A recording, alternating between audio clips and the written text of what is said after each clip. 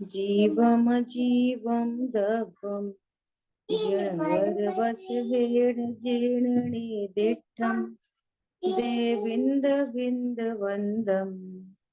वन्दे तं सर्वदा शिरसा। द्रव्य संग्रह जी ग्रंथ अपन ने गाथा नंबर 22 स्वाध्याय में शुरू की और गाथा नंबर 22 पर हम लोग गुरुदेव श्री के प्रवचन के माध्यम से स्वाध्याय करेंगे। गुरुदेव श्री ने बहुत अच्छा यहाँ पर निरूपण किया है, अपन को समझने जैसा है। गाथा नंबर 22 पर गुरुदेव श्री के प्रवचन पेज नंबर 268।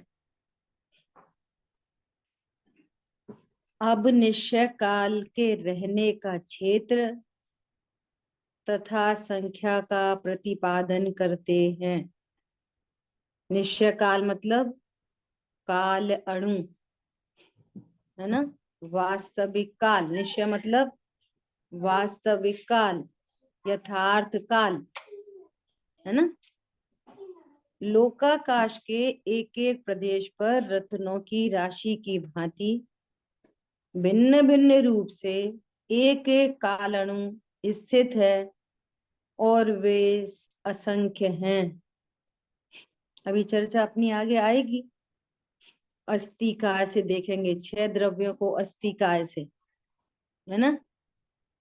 तो 2 चीजें हैं, अस्थि और कायत्व।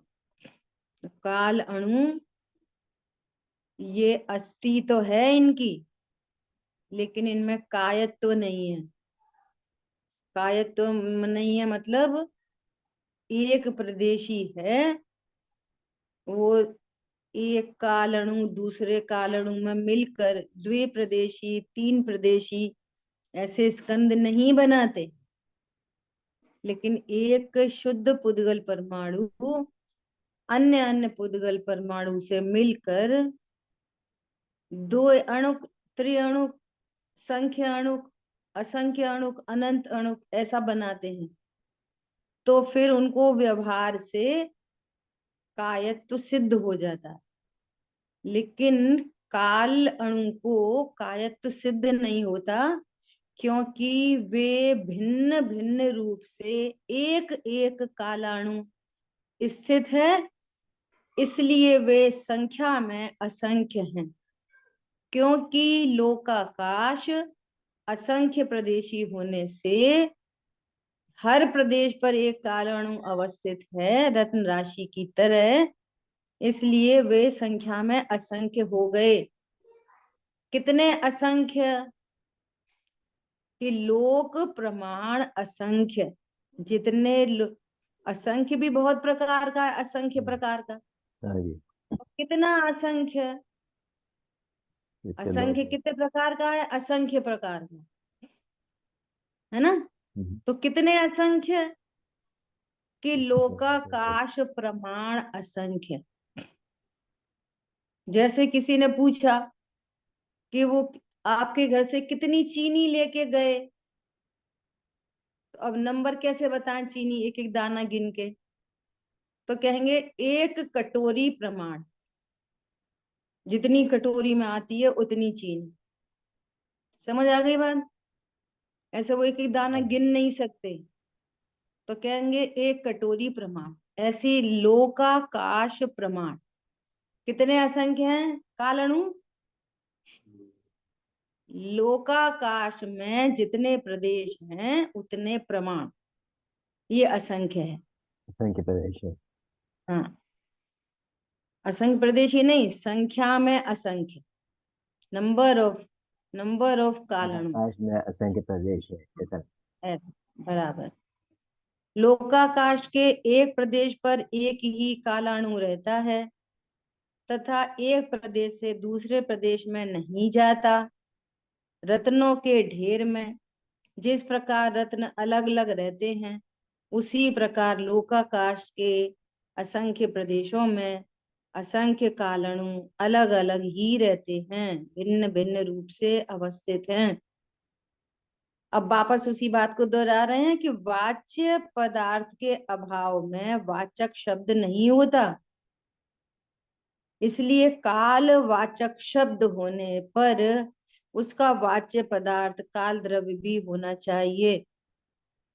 जो यह कहते हैं कि काल द्रव्य नहीं है, उनसे पूछना चाहिए कि काल इस वाचक शब्द के अस्तित्व का क्या कारण है।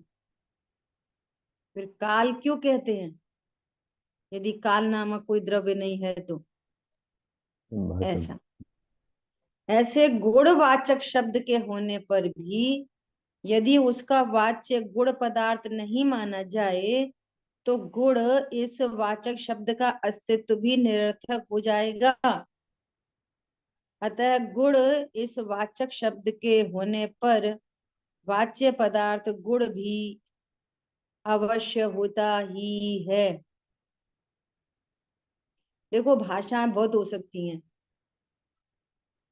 कोई कहता पानी, कोई कहता नीर, कोई कहता जल, कोई कहता वाटर, है ना। भाषाएं अनेक हो सकती हैं, लेकिन उनका वाच्य पदार्थ तो होता ही है ना। ऐसा। वो एक ही है। हाँ, साइंस में H2O कह देंगे, H2O साइंस की भाषा में। तो जहाँ वाचक है वहां वाच्य पदार्थ भी होता है। काल यह दो अक्षर का पद है। सत पद प्ररूपणा, अर्थात होने वाले पदार्थ को बताने वाले पद का कथन। इसके अनुसार वाचक काल शब्द होने पर उसका वाच्य पदार्थ भी सत रूप होना चाहिए। ज्ञान का विषय होने से काल पदार्थ सत है। ज्ञान उसे जानता है, यदि नहीं जाने तो ज्ञान अप्रामाणिक खोटा ठहरता है। देखो, ये जिनागम सर्वज्ञ भगवान पर टिका है, अगर ऐसा समझें तो। आज दोपहर में भी चर्चा आई कि प्रमाण और नय ये दोनों ज्ञान की पर्याय है ना। ज्ञान वस्तु को किस एंगल से देखता है? परिपूर्ण वस्तु को देखता है तो प्रमाण। अब बहुत इंपॉर्टेंट बात है कि प्रमाण से ग्रहित वस्तु के अंश को न कहते हैं। यदि प्रमाण कोई नहीं जानते तो फिर नए निरर्थक है, वो नए नहीं है, फिर नया भास है, मिथ्यात्व है। प्रमाण से ग्रहित वस्तु के अंश को न कहते हैं। पूरी वस्तु का ध्रुव भी एक अंश है और उत्पाद भी एक अंश है और व्यय भी एक अंश है। समझ आई बात? अब प्रमाण कोई नहीं जानते तो फिर शुद्ध न व्यवहार न निश्चय न व्यवहार न लागू नहीं पड़ते। समझ में आ रही बात? अर्थात जब ध्रुव अंश को मुख्य किया ज्ञान ने, तो चूंकि प्रमाण ग्रहित है ना, तो वो पर्याय अंश उसको गौड़ है, और पर्याय अंश को मुख्य किया है तो ध्रुव अंश गौड़ है।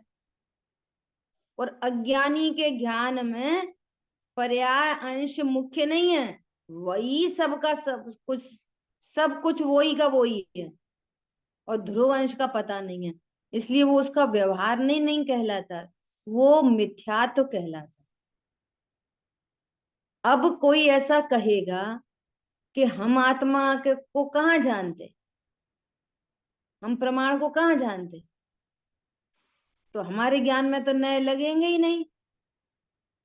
तो कहते हैं भैया, सर्वज्ञ देव जो बता रहे हैं ना, तो आगम प्रमाण, हमारे ज्ञान में जो प्रमाण है वो आगम प्रमाण है। हम सर्वज्ञ की श्रद्धा है हमको, सर्वज्ञ के एक एक वचन की श्रद्धा है, और सर्वज्ञ देव ने उत्पाद व ध्रुव युक्तम सत कहा है, हमको उस प्रमाण की श्रद्धा है। तो सर्वज्ञ कथित आगम की श्रद्धा से हम नयों का स्वरूप समझ के, और वो अज्ञानी जीव जिसके ज्ञान में आगम के नय और आगम के प्रमाण हैं, वो अज्ञानी ही तो सम्यक दृष्टि बनता है। अपन कहेंगे अज्ञानी को सर्वथा नय नहीं होते, तो फिर सम्यक दृष्टि कैसे बनेगा? वो निश्चय नय को मुख्य कैसे करेगा? पॉइंट समझ में आ रहा है? तो वो जो स्वरूप को समझता है ना, वो आगम प्रमाण से समझता है और फिर स्वानुभव से समझता है। तो अनुभूति हो गई। तो जिस प्रमाण को और नय को आगम से जाना था, अब उसी नय और प्रमाण को अनुभूति से जानता है। क्या कहा? अरे समझ में आ रही है? हाँ दीदी। दीदी एक इसके बारे में मेरा प्रश्न ये है कि जैसे हम्म। अभी ऊपर लिखा था ना, हम्म। शब्द है, पद है, तो उसका वाच्य हम्म। होता ही है। तो हम्म। और वाच्य सत होता है। तो अभी जब हम्म। अपन गधे का सींग कहते हैं या आकाश का हम्म। फूल कहते हैं, वो शब्दों का हम्म। वाच्य तो हमारे इमेजिनेशन में तो है, तो उसको सत तो नहीं कहते। हाँ, ये इसीलिए ये बात उठाई है सर्वज्ञ भगवान की।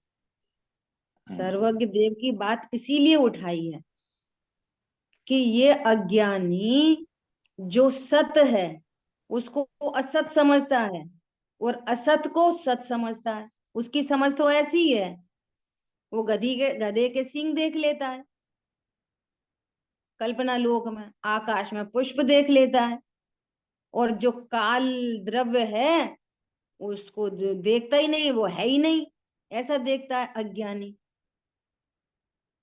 इसलिए बात उठाई ये वाली बात कि सर्वज्ञ तो भगवान की वाणी में काल द्रव्य आया है, और काल शब्द है दिव्य ध्वनि में, तो फिर उसका वाच्य होता ही है। इसलिए सर्वज्ञ के द्वारा हमें इन पदार्थों का निर्णय करना होगा। सर्वज्ञ भगवान ने गधे को सींग नहीं देखे, सर्वज्ञ भगवान ने आकाश के पुष्प नहीं देखे, और तुम सोचते रहो आकाश के पुष्प हैं, और तुम सोचते रहो गधे के सींग है। ऐसा समझ आई बात? आप सोचते रहोगे जीव और शरीर एक है।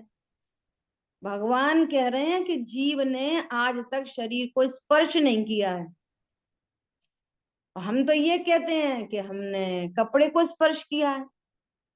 हमारा ज्ञान तो ये कहता है कि हमने लड्डू को चखा है। हमारा ज्ञान तो ये कहता है कि हमने इन पर पदार्थों को आंखों से देखा है। हमारा तो ज्ञान तो ऐसा कहता है। और भगवान क्या कह रहे हैं कि तुम पर पदार्थ को क्या स्पर्श करोगे, उसको क्या चखोगे, जब शरीर को ही नहीं छूते? तो अज्ञानी का तो कल्पना लोक है। तो वो कल्पना लोक कैसे सिद्ध होगा? कि जब भगवान ने जैसा कहा है, जब उस अकॉर्डिंगली हम देखेंगे, तो हमारी प्रीवियस नॉलेज पूरी झूठी सिद्ध हो जाएगी।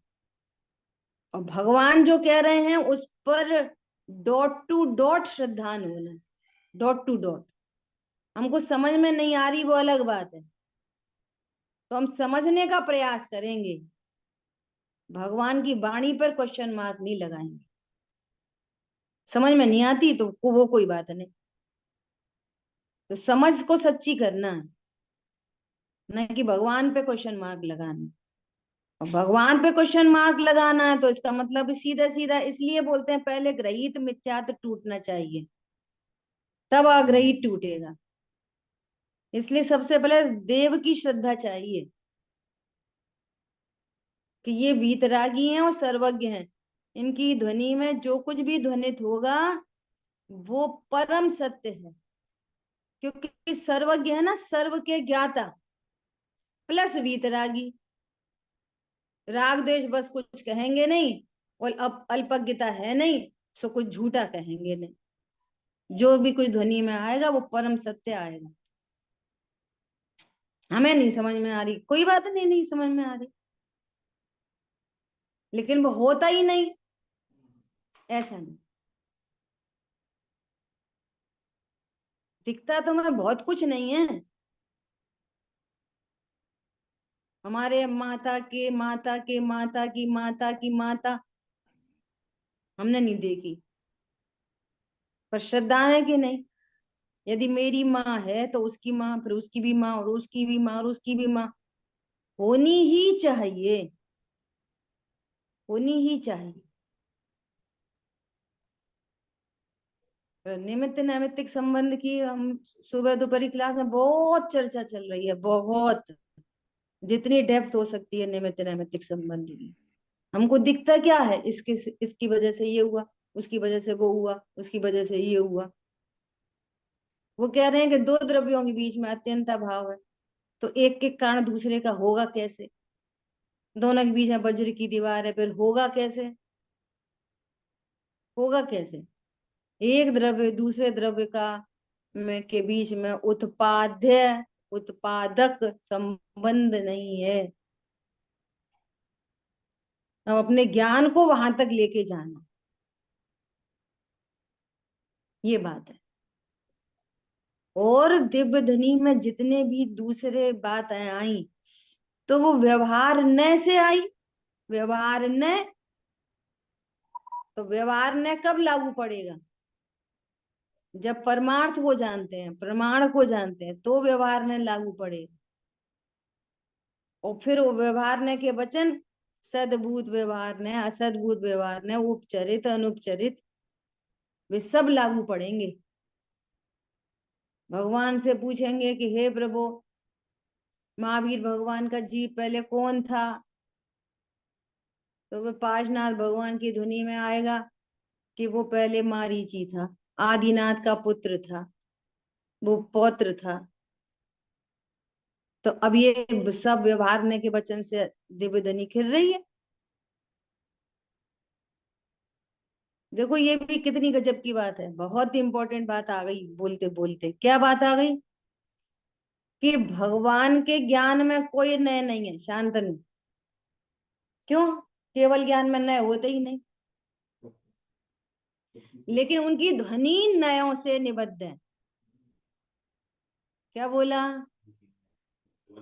उनकी जो दिव्य ध्वनि है ना, वो नयों में निबद्ध है, और केवल ज्ञान में नए नहीं होते।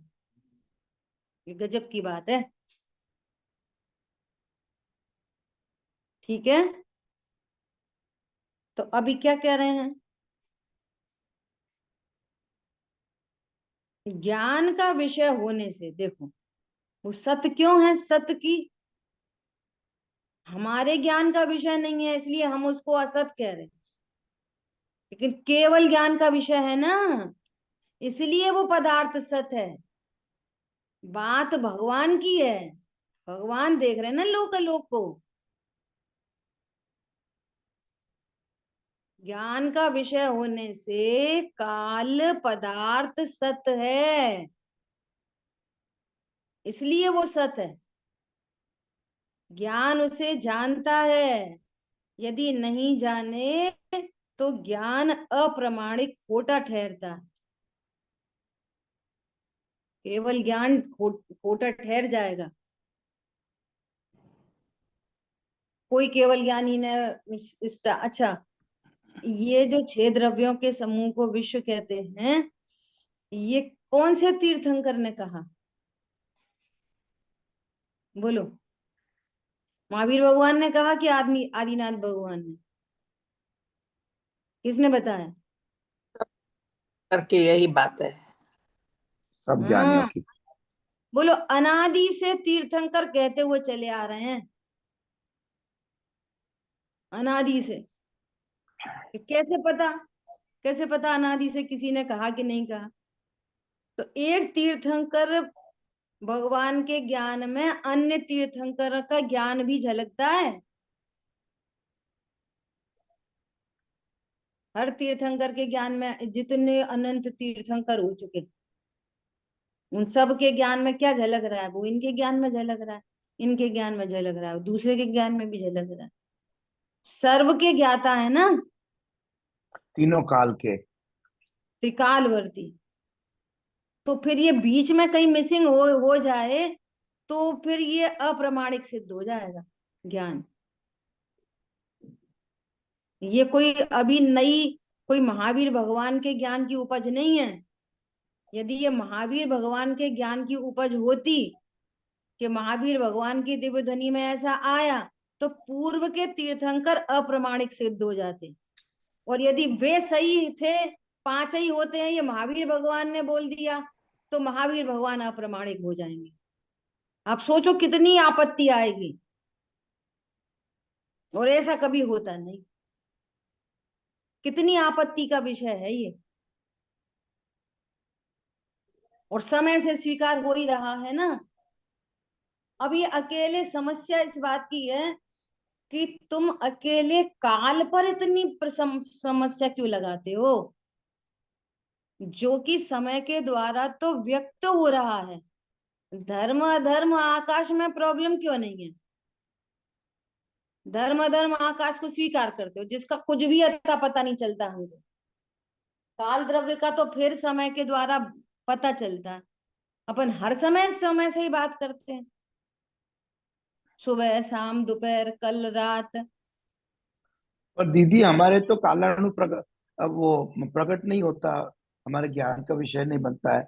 जो व्यवहार काल है वही बनता है। हाँ, तो व्यवहार काल विषय बनता है ना हमारे ज्ञान में। तो फिर कोई वर्तना हेतु तो कोई पर्याय भी है, एक समय है ना। समय की कंटिन्यूटी स्थिति को व्यवहार काल कहते हैं। और उसी का सबसे स्मॉलेस्ट, व्यवहार काल का स्मॉलेस्ट यूनिट वो एक समय। और वो एक समय वो काल द्रव्य की पर्याय है। तो काल द्रव्य सिद्ध हो गया। लेकिन धर्म अधर्म और आकाश में क्या पता चलता है, बोलो हमको। कि हमको कोई कोई गमन में निमित्त बन रहा है, कि हमको स्थिति में, कि कोई हमें अवगाहना दे रहा है। उन तीन द्रव्यों के बारे में क्या सिद्धि होती है बताओ? काल की तो फिर भी सिद्धि होती है, उनकी तो सिद्धि नहीं होती। तो फिर तुम एक किसी को मत मानो ना, फिर दो ही द्रव्य मानो अकेले, जीव और पुद्गल, बात खत्म। कोई किसी को मत मानो। पिछली पिछली मैं तो मूल ग्रंथ की टीका में ही आया, आचार्य ब्रह्मदेव सूर्य जी ने लिखा ये वाली बात कि तुम फिर दो ही द्रव्य मानो। पांच द्रव्यों का समूह भी कैसे माने? धर्म धर्म काल वो आकाश में तो कुछ नहीं भाषित होता, और एक समय तो प्रत्यक्ष भाषित होता है। ऐसा आकाश ठीक भी है। दीदी, आकाश भी हम्म, तो हमें व्यवहार रूप से ही दिखता है ना, स्पेस। क्या दिखता है? उसके प्रदेश अनुभव में थोड़ी आते हैं। यही तो कह रहे हैं, यही तो कह रहे हैं। फिर उसको स्वीकार करते हो कि नहीं करते? क्योंकि वो व्यवहार स्पेस समझ में आता है ना, कि ये कमरा है, इसमें कितना स्पेस पॉइंट है, यूं क्षेत्र है, इकाई है, एक ये तो टाइल है, बहुत दूसरी स्थूल टाइल। है, ये स्थूल हमारी क्षेत्र क्या, ये तो बहुत स्थूल है। बराबर, बराबर। धर्म धर्म में क्या पता चलता है? हाँ, धर्म कुछ धर्म भी नहीं। मुश्किल है। तो वो पर स्वीकार कर रहे कि नहीं कर रहे, ये कहना है। दीदी शांति भाई अगर सर्वज्ञ हो जाए तो उनको ये सब दिखने लगेगा ना, अभी जो प्रश्न हो रहे हैं। हमारी शुभकामना है सबको। नहीं, इस तरह का भाव होना चाहिए कि मैं कब सर्वज्ञ हो जाऊं कि ये मेरे को सब प्रत्यक्ष बस। जाए। बराबर। हम्म। ठीक है, तो अभी क्या कह रहे हैं दीदी कि एक यदि प्रश्न और रह गया नहीं मेरा। माना जाए। हाँ जी। वो सत्य शब्द जो आया था ना, जिसके ऊपर मैंने हम्म। पहले भी प्रश्न किया था, वाच्य हम्म। वाचक काल शब्द से हम वो हम्म। ज्ञान का विषय बनना तो सत्य है। हम्म। तो मैंने मैंने मेरा प्रश्न ये था कि जो अज्ञानी का मिथ्या ज्ञान है, उसको तो काल्पनिक वस्तु में भी वाच्य और वाचक का संबंध बैठ रहा है, पर हम्म। उसका ज्ञान प्रामाणिक नहीं है, इसलिए वो सत्य नहीं है, ऐसा समझना। ये मुझे समझाइए, सत्य की परिभाषा क्या होती है? सत जो की केवल की परिभाषा मतलब सत, सत द्रव्य लक्षणम, द्रव्य का लक्षण ही सत है। सत, सत्ता स्वरूप है ना, वो सत द्रव, प्रत्येक द्रव्य का लक्षण सत है। और जो सत है वो उत्पाद व द्रव्यात्मक होता है। उत्पाद व द्रव्य युक्तम सत। अब अज्ञानी के ज्ञान में कौन सा सत है? वो तो न द्रव्य को जानता, न उत्पाद को जानता, न व्यय को जानता। क्या सत है बोलो? अब ये लोग व्यवहार नहीं, में मैं पेंसिल, वो जैसे अपन एक गधे का सुन, सिंह की बात पेंसिल कर एक रहे थे। वाचक है। सुनो, पेंसिल एक वाचक है, ठीक है? तो पेंसिल नामक एक पदार्थ होना चाहिए, ठीक है? तो ये तो एकदम स्थूल लोक व्यवहार की बात होगी। तो अज्ञानी इसको क्या जानता है कि ये पेंसिल एक द्रव्य है। तो पेंसिल नामक तो कोई द्रव्य होता ही नहीं विश्व में। सर्वज्ञ भगवान ने पेंसिल द्रव्य थोड़ी कहा है। सर्वज्ञ भगवान ने पुद्गल को द्रव्य कहा, और वो पुद्गल एक शुद्ध पुद्गल परमाणु, वो उत्पाद व द्रव्य संयुक्त है वो। तो एक शुद्ध पुद्गल परमाणु, पेंसिल नहीं। अज्ञानी के ज्ञान में कौन सा सत है? वो सत को जानते ही किधर है? ये तो हमें आगम से पता चल रहा है। उसको तो ये पेंसिल सत है। अब पेंसिल कैसी सत है? कि ये द्रव्य सत है। ये कैसा सत है? ये उत्पाद व कौन स्वीकार करता है इसका?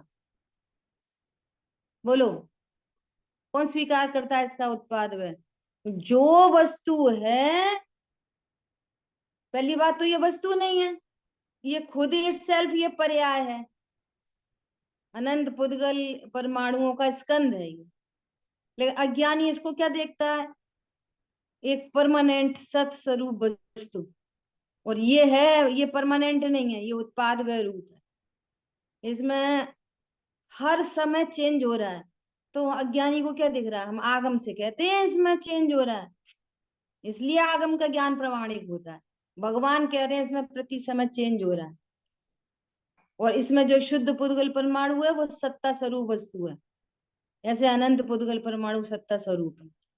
अब ये वो नई पेंसिल आई है, वेरी न्यू नई पेंसिल आई, और आते से ही टूट गई। और समझो कि ये आई थी 50 रुपए की, और आते से ही टूट गई। और जिसको भगवान का ज्ञान है, सर्वज्ञ की श्रद्धा है, तो वो निर्भर है। क्योंकि भगवान ने कहा है कि ये पुद्गल का स्कंध है, और स्कंद अपने स्वकाल में बिखरता है, मिलता है, बिछुड़ता है, तो वो रिलैक्स है। और अज्ञानी के ज्ञान में क्या है? ये पेंसिल है, 50 रुपए की है, मैं लाया था, और ये परमानेंट रहनी चाहिए। ऐसा है अज्ञानी का ज्ञान, पागल जैसा। उसको क्या पता है सत्य? इतना सूक्ष्म सत्य है। कौन सा सत्य पता चल रहा है आपको? बोलो। ये तो हम उसको जिनवानी से वस्तु ग्रहण कर रहे हैं चीजों को। उसको वस्तु तो कह सकते हैं, द्रव्य नहीं कह सकते। तो वो आप जो द्रव्य पुद्गल परमाणु। वस्तु कहो, पदार्थ कहो, जो कहना है कहो, लेकिन अच्छा। आप ये एक शुद्ध पुद्गल परमाणु, ये कोई द्रव्य नहीं है। ये अच्छा। कोई द्रव्य नहीं है। हाँ, व्यवहार में से अपन एग्जाम्पल देते हैं, जैसे एक पेंसिल, जैसे एक आम एक द्रव्य है। तो अपन व्यवहार में से बात करते हैं। उत्पाद व द्रव्य बताना होए तो गुठली, छिलका, गूदा, ऐसे व्यवहार से बोले ही दृष्टांत दिए जाते हैं। परंतु वो कोई द्रव्य थोड़ी है। एक आम, सोना कोई द्रव्य थोड़ी है। एक साइंस में कहते हैं गोल्ड एटम। जमीन आसमान का अंतर है। सर्वज्ञ की दृष्टि, विज्ञान नगर के वैज्ञानिक की प्रयोगशाला विस्मयकारी है। हम जिन चरम चक्षुओं से, 5 इंद्रिय के माध्यम से जिन चीजों का ज्ञान कर रहे हैं, वो एकदम झूठा है। उसमें कोई सत्यता नहीं है। वो सत्य को भी नहीं जानता, असत को भी नहीं जानता। जैसे किसी ने फैक्ट्री में ये पेंसिल बनाई, तो वो कह रहा है मैंने सत का उत्पाद किया। भगवान कह रहे हैं सत का कभी उत्पाद नहीं होता। क्या बोला? पर्याय का उत्पाद होता है, पर्याय का व्यय होता है, सत का उत्पाद ही नहीं होता।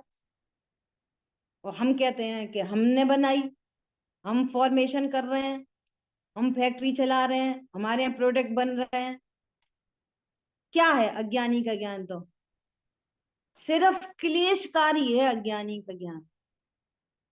अज्ञान से सुबह सविशुद्ध ज्ञान अधिकार की सबसे पहली 3 गाथाओं में अत्यंता भाव की सिद्धि करते हुए जीव को अकर्ता सिद्ध करने के बाद इतनी गजब की उत्थानिका दी है अमृतचंद आचार्य देव ने, बहुत ही गजब की उत्थानिका।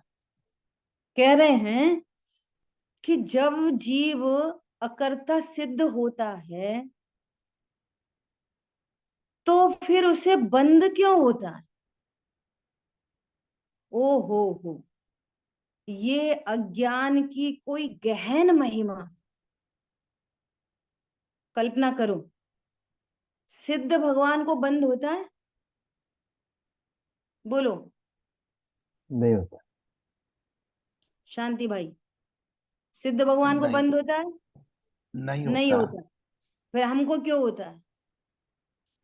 हमारी मान्यता में तो भूल है ना। ज्ञान, समझ में आ रही ना? ज्ञान, अब ज्ञान सुनना, शब्दान अब की भूल। सुनो। जैसे प्रभु सिद्धालय राजे, वही पंडित साहब ने कितना बल दिया है, वही पे कितना जोर है, वही स्वरूप सुमेरा है, एग्जैक्टली सेम। फिर भी निर्बंध है और हमको बंद क्यों हो रहा? ये कोई जरूर ज्ञान की गहन महिमा है। कितने शर्म की बात है, शर्म की बात है कि ये देह देवल में रहना पड़ता है। ये शर्म की बात है कि गधा घोड़ा सुनना पड़ता है, उल्लू सुनना पड़ता है, 1 इंद्री 2 इंद्री 3 इंद्री सुनना पड़ता है, नार की देव त्रियंच मनुष्य सुनना पड़ता है। ये बहुत शर्म की बात है, बहुत शर्म की बात है। ये कोई मान करने की बात नहीं है, मैं मनुष्य हूं और मैं धन कमाता हूं। शर्म की बात है। बोलो, ये कोई अज्ञान की, वो मारीची में, मृग मारीची का वो हिरन क्यों मर जाता है? क्यों मर जाता है? अज्ञान से, भ्रम से लगता है वह चमकती हुई वो रेत पानी जैसी लगती है, दौड़ के भागता है उधर, फिर वहां तक पहुंचता है, फिर दूर और दूर पानी पानी दिखता है, फिर उधर भागता है, फिर और दूर पानी पानी दिखता है। ये निर्णय नहीं करता क्या कि ये रेत है, मुझे भ्रम से पानी दिख रहा था, सो स्टॉप नाउ? नहीं, अगेन ट्राई, फिर ट्राई और ट्राई और ट्राई, वो मर गया। कल्पना करो, ये अज्ञान की कोई गहन महिमा है ना। जैसे भगवान सिद्धालय में राजे हैं, वही स्वरूप मेरा होने पर भी भटक भटक मरता। 24 घंटे क्लेश क्लेश क्लेश क्लेश क्लेश के अलावा कुछ नहीं बचता। क्यों? मैं भी जीव हूं, मैं भी भगवान आत्मा हूं, वही भगवान आत्मा। क्यों? मनमानी चल रही है, हमारा मन वैसा सोचेंगे, हमारा मन वैसा करेंगे, सही हो चाहे गलत हो, हमारा मन। वो एक गाना है ना, चाहे कुछ ये कहे चाहे कुछ वो कहे, मेरी मर्जी, मेरी मर्जी।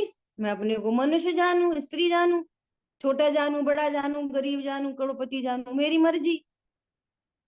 मैं आकाश के कुसुम जानू कि गधे के सिर पर सींग जानू, मेरी मर्जी। तो तेरी मर्जी चलती कहाँ है? एक बात। दूसरी बात, तुझे बंद कितना हो रहा है, तू भटक कितना रहा है? एक बार भगवान जैसा कह रहे हैं, एक बार वैसा मान के देख ले जरा सा। निश्चिंता नहीं हो तो बात करना, निर्भरता नहीं हो, रिलैक्स नहीं हो, आनंद नहीं हो तो बात कर लेना। समझ में आ रही बात? ऐसा है अज्ञानी का ज्ञान। वो क्या सत्य को जानता है? कौन से सत्य को जानता है बोलो? अपनी सत्ता पता नहीं, भगवान की सत्ता पता नहीं, नरक स्वर्ग की सत्ता पता नहीं, को क्या क्या उनकी सत्ता पता है बताओ? पुद्गल की सत्ता पता नहीं, ये स्कंद स्कंद दिख रहे हैं और शरीर दिख रहा है और ज्यादा ज्यादा कषाय दिख रही है बस। कषाय मेरा स्वरूप है और ये शरीर मेरा रूप है, बस ये सत्य है उसके ज्ञान में। अज्ञानी एक को भी नो सत्य कर्म, को नहीं जानता नो है, कर्म और सिंगल भाव नहीं, कर्म दिखते हैं। बस किसी सत्य को नहीं जानता। किसको जानता है ज्ञानी बोलो? भगवान तो उत्पाद व द्रव्यात्मक सत्य कह रहे हैं, जिसका कभी नाश नहीं होता, ऐसा सत्य है। इसलिए भगवान सबसे पहले सर्वज्ञता का निर्णय, वीतरागता का निर्णय, फिर भगवान जैसा कह रहे हैं उस बात का डॉट टू डॉट निर्णय। आप परीक्षा करो, उसकी कोई प्रॉब्लम नहीं है। परीक्षा प्रधानी को तो यहाँ और श्रेष्ठ कहा है, आज्ञा प्रधानी से परीक्षा प्रधानी श्रेष्ठ है। आप परीक्षा करो, लेकिन क्वेश्चन मार्क नहीं लगाओ। क्वेश्चन मार्क लगाओगे तो ग्रहित मिथ्यात्व भी नहीं टूटेगा, और अग्रहित की तो बात बहुत दूर की हो गई। ठीक है, आगे बढ़े। देखो क्या बोल रहे हैं। ज्ञान उसे जानता है, यदि नहीं जाने तो ज्ञान अप्रमाणिक खोटा ठहरता है। हमारे माता पिता कितनी संपत्ति छोड़ गए हैं, इसका ध्यान जीव प्रति समय रखता है। बही खातों में खोजता भी है, और कहाँ कहाँ मेरी संपत्ति है, यह सब संपत्ति के प्रति रुचि का परिणाम है। कुछ होश हवास नहीं। सचमुच में अब तो दया ही आती है, अब तो दया के पात्र हैं, क्रोध के पात्र नहीं है। बहुत हो गई, बहुत अधिक। कौन किसको बिगाड़े, कौन किसे सुधारे, योग्यता के आगे किसी का बस नहीं चलता। अपना काम कर लो और बस पार हो जाओ, बस। आचार्य परमात्मा कहते हैं कि भाई, यहाँ धर्म में भी अत्यंत रुचि होना चाहिए। ऐसा लगता है जैसे कोई दूसरों की बात है, कोई और को फायदा हो जाए। यदि मैं स्वाध्याय थोड़ा अच्छे से सुनूंगा समझूंगा तो मानो कोई दूसरे को ही फायदा होएगा। मेरा फायदा तो पैसा से ही होता है, घर गृहस्थी से ही होता है मेरा फायदा तो। ठीक है भैया, बाद में अनंत काल बाद समझना। धर्म पिता सर्वज्ञ परमात्मा सम्यक दर्शन ज्ञान चारित्र आदि रत्नत्र रूप अमूल्य संपत्ति छोड़ गए हैं। कौन जानता है ये संपत्ति है? अमूल्य संपत्ति छोड़ के गए हैं, कल्पना करो। आचार्य परमात्मा कहते हैं कि भाई, यहाँ धर्म में भी अत्यंत रुचि होना चाहिए। हमारे सर्वज्ञ पिता धर्म पिता परमात्मा सम्यक दर्शन ज्ञान चारित्र आदि रत्नत्र रूप अमूल्य संपत्ति छोड़ गए हैं। हमें निरंतर उनकी उसमें क्या क्या आया है इसका ज्ञान करना चाहिए। देखो सुनो, पूरे विश्व में देखो, विश्व मतलब लोक अलोक, है ना? इसमें देखो, 6 द्रव्य और 7 तत्व के अलावा कुछ भी नहीं है। क्या बोला? 6 द्रव्यों के और 7 तत्व के अलावा कुछ भी नहीं है। हाँ जी। अब 7 तत्व के बाद में कोई दूसरा तत्व नहीं निकाल दे सकते। आज सबके तो भेद कर लो, पुण्य पाप।